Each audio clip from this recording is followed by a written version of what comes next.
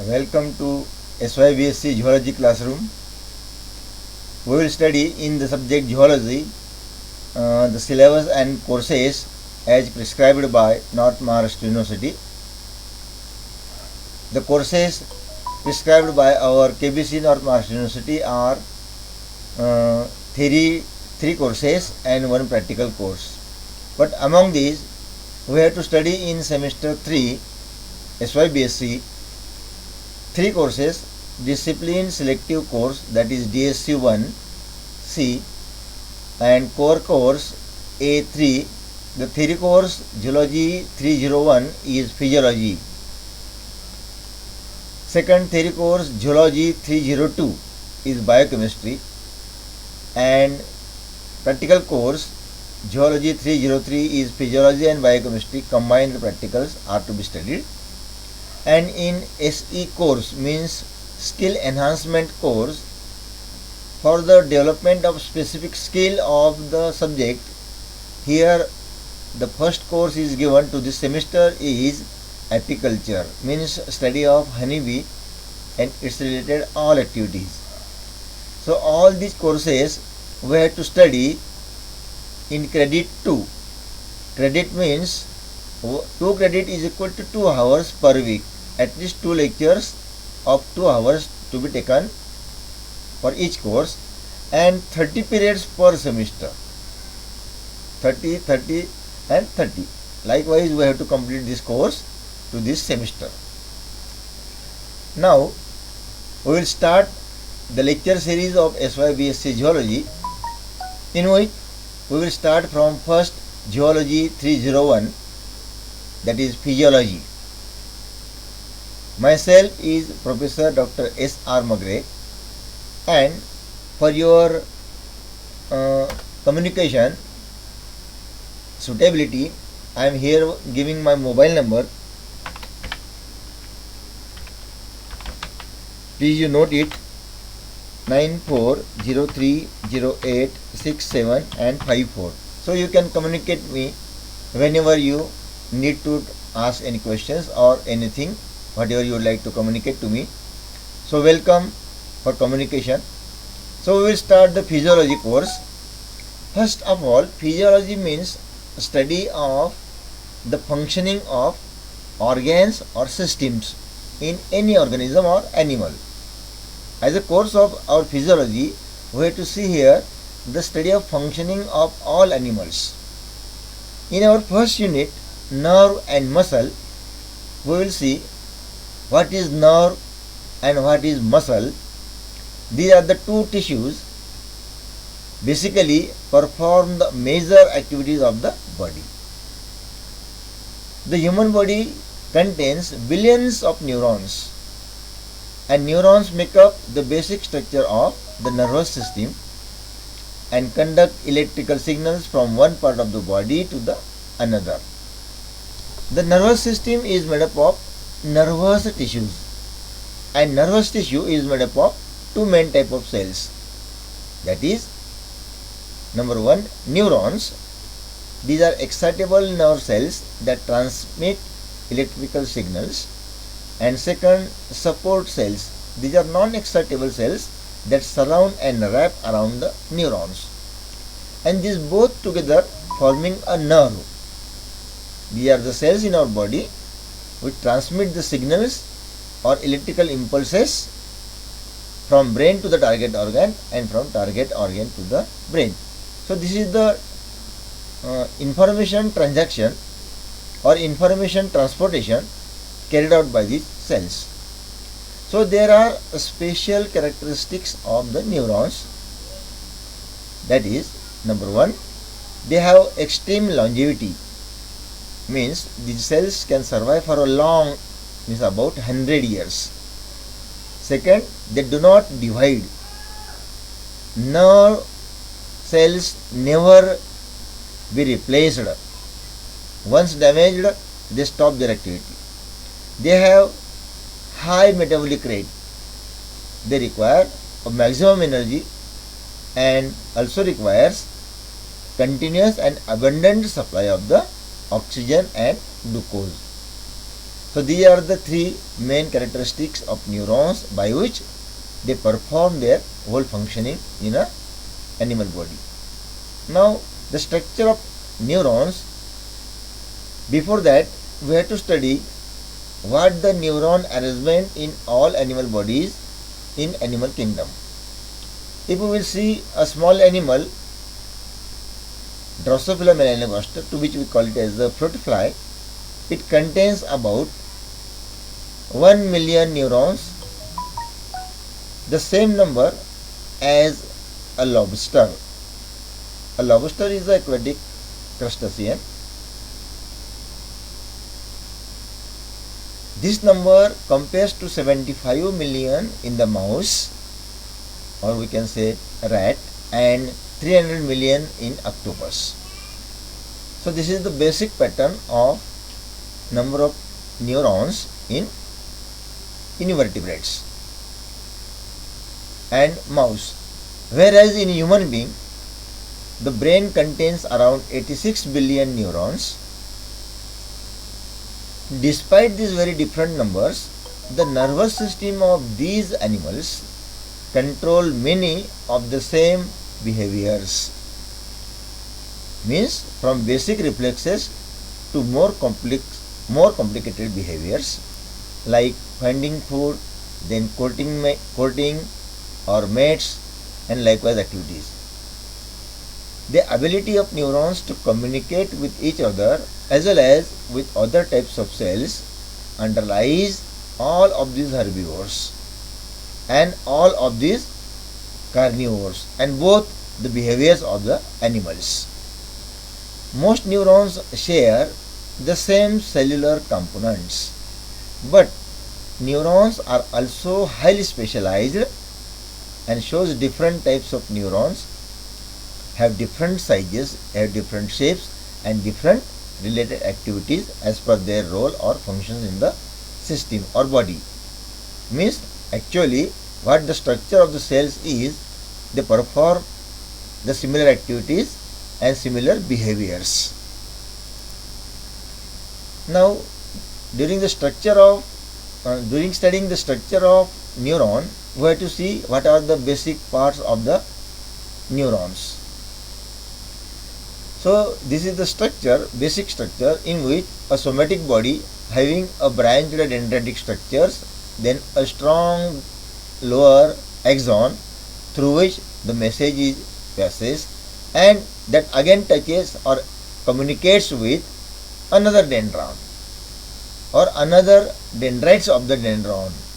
So this is the linearity, or this is the arrangement of the nerve cells.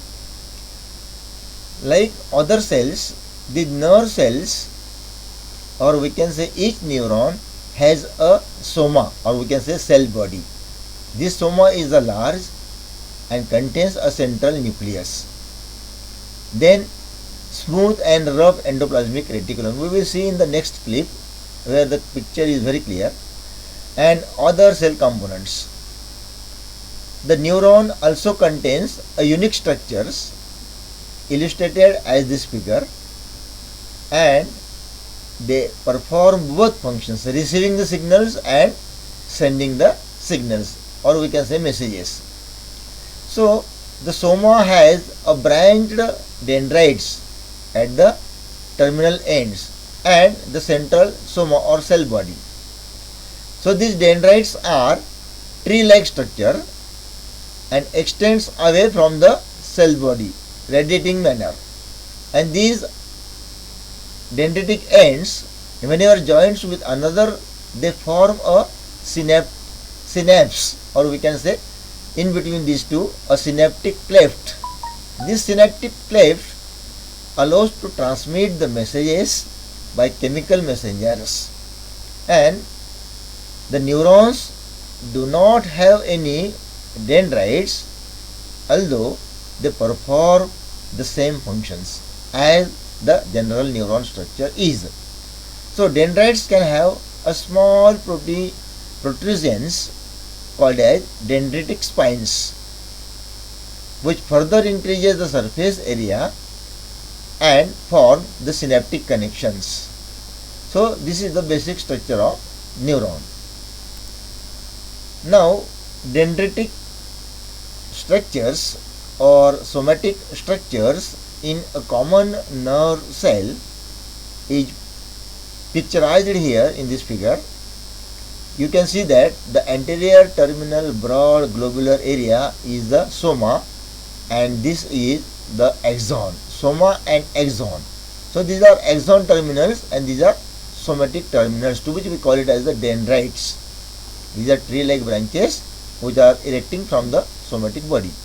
And as the soma is a cell body, it naturally contains the cellular organelles like mitochondria, ribosomes, Golgi bodies, neurofilaments, then Nissl bodies. Actually, Nissl bodies are a group which are formed by rough endoplasmic reticulum and ribosomes. These both together forming the Nissl bodies. These are the dendritic branches which I have highlighted by a blue dark colors. Then in between soma and axon there is a narrow part which is at the junction of these two is called as axon hillock, or generally we can call it as a neck, and at the lower end it is the initial segment of the axon. Actually this is the axon structure. This axon is enveloped by a layer called as axolemma. The layer which surrounds the axon is called as axolemma, and this is the synaptic terminals from where the message is exchanged with another nerve cell. In this way, this nerve cell performs the function of transmission of impulses. So, the structure of neuron, if we detail study, that it says that the signal received by dendrite and then travels passively to the cell body. In cell body, the specialized structures, the axon hillock, or we can say neck, that integrates the signals from multiple synapses and serves as a junction between the cell body and an axon. So an axon is a tube-like structure that propagates the integrated signal to the specialized endings called as axon terminals. Means the message passes through the whole neuron by one dendrites, second axon hillock, then axon, and finally to the axon terminals. And in this way the message is passed to the next nerve cell. These terminals in turn synapse on other neurons if they are communicating to the nerve cells, or they can communicate with muscles if the message is to be conveyed or received from the target cells, that may be a muscle. If it is another target organ, then naturally the nerve cells are ending with all organs, all tissues, and respectively collect the messages. So chemicals which are lying behind, which are lying in between the synaptic cleft are released at axon terminals and allow the signal to be communicated, and in this way the exchange of information is being takes place in between these two cells. So neurons usually have one or two axons, but some neurons like amacrine cells in the retina of our eye, they do not contain any axons. Means whatever the structure is there of the neuron, it directly performs the function of exchange of impulses or signals. Neuron structure further described or studied as the structure from morphological as well as anatomical. If we will see the morphology of the axon, it is covered with a myelin sheath which acts as an insulator to the cell or axon structure to minimize the dissipation of the electrical signal as it travels down the axon, greatly increasing the speed on conduction. This insulation or myelin sheath is an important as the axon from the human motor neuron can be as long as a meter. From the base of the spine to the toes, the myelin sheath is not actually part of the neuron, but myelin is produced by glial cells that we have seen in the previous figure. Along the axon, there are periodic gaps in the myelin sheath, and these gaps are called as nodes of Ranvier. And these nodes are the sites where the signal is recharged. Means it can move or pass with a great speed again after the nodes. And so as it travels along the axon, the nodes recharge the cells. In a neuron structure, it is very important to note that a single neuron does not act alone. Means this is a great assembly of neurons together work and perform the function of transmission of signals. So, the neuronal communication in the nervous system or neurons depends on the connections that neurons make with another neuron or another tissue. So, dendrites from a single neuron may receive synaptic contact from many other neurons. For example, the dendrites from a Purkinje cells in the cerebellum is a part of the brain, cerebellum are thought to receive contact from as many as 2 million other neurons. So from this you can consider that how long the cerebellum is performing the transmission of various messages in the body or tissues or systems from the single cerebellum. The whole brain performs billions or trillions of functions regarding the neuronal pathways.